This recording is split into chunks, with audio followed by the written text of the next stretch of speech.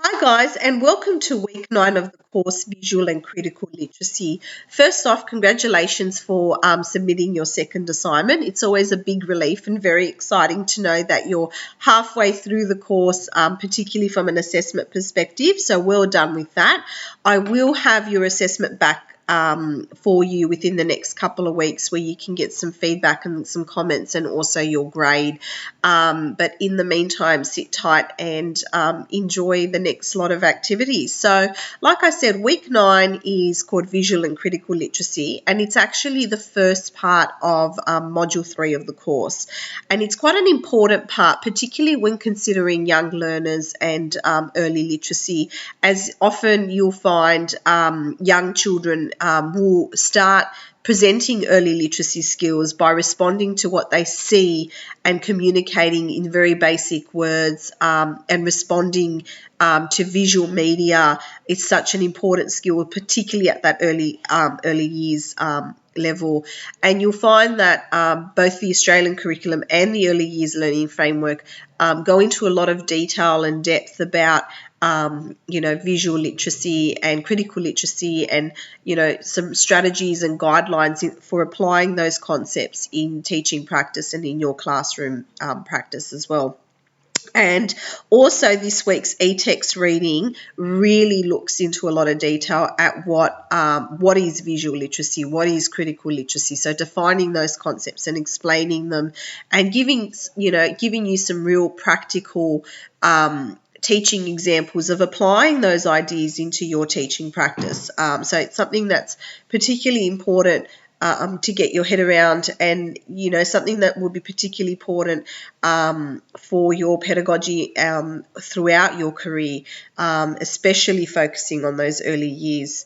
So the other idea behind visual literacy and critical literacy, and why it's so important this week, is it provides the basis for the first part of assessment 3. So assessment 3 is the folio, and as part of the folio you get to choose 2 areas, and visual literacy is one of the areas that you can choose to present your folio on. So it's a good idea to really immerse yourself in this week's readings and activities, to give yourself a really, really, really solid basis and understanding of those concepts and practices, and applying those into your assessment, but also into your classroom practice. Now, in terms of activities, there are 3 core activities for this week.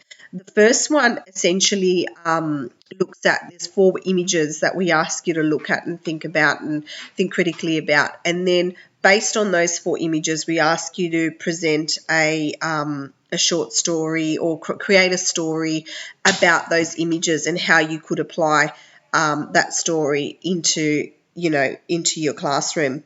The second part of this activity asks you to think about your story, and think about how you would build that into a learning experience for your students. So again, bringing what you've created into the classroom and bringing it down to the level of the kids, and engaging them into that activity and developing literacy skills based on visual literacy and your story.